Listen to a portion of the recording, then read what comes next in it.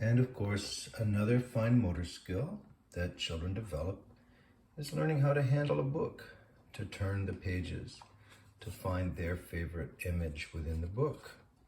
So that's why it's important to have books all around. Let children explore them at their leisure, back to front, front to back. So a book like Brown Bear, What Do You See? Has a repeated refrain.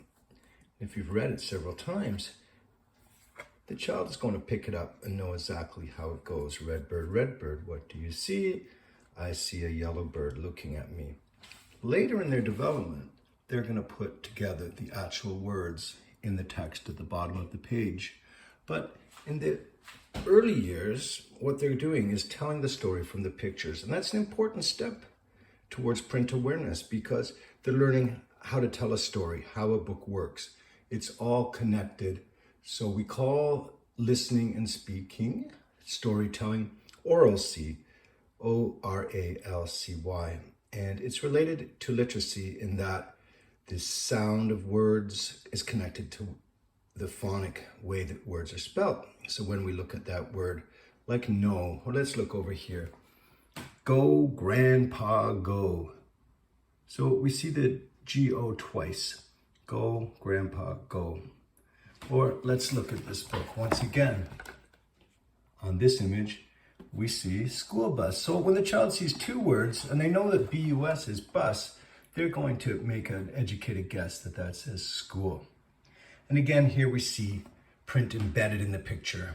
Extra L's because it says pull, pull. So we see text embedded in pictures that children like. We also see a lot of books. Here's an example, Row, Row, Row Your Boat, where it's a rhyme or song that children already learn. So if they know this song and you tell them the book is called Row, Row, Row Your Boat, they're going to figure R-O-W, R-O-W 3 times is going to be our row. Row, row, row your boat. And what's it going to say here? Gently down the stream. Merrily, merrily, merrily, merrily. Life is but a dream. So we want our children to be successful readers. And what builds confidence is for them to be able to take risks, to take guesses, to imagine what the book might say. And that's why we look for books that are predictable, that lead the children to success.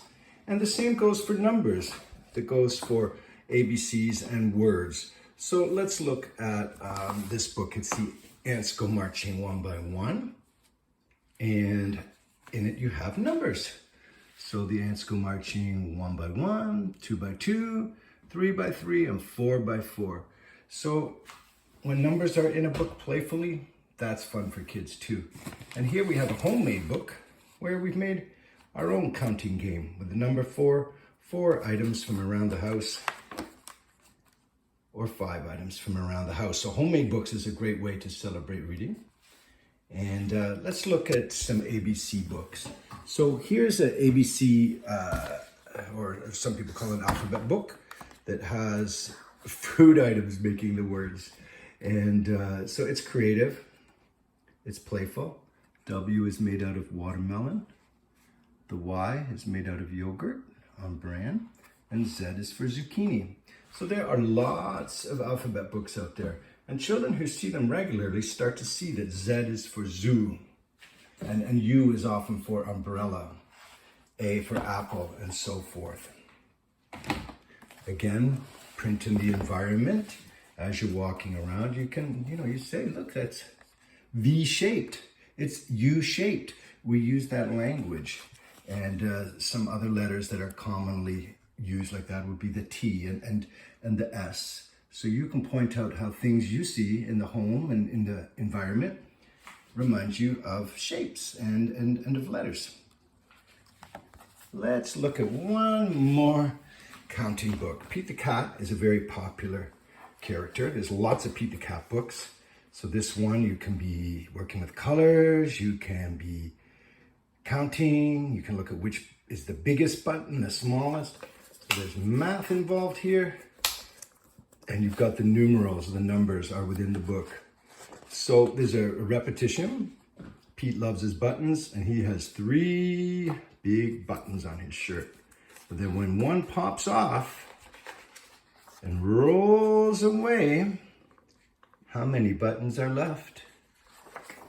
2.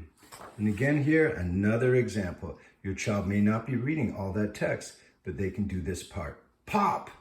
Oh no! Another button popped off and rolled away. How many buttons are left? And pause and let your child say the answer, and you can point. 2. Good reading, we say. I wonder what that is. The ice cream truck. And another button went pop. Oh no!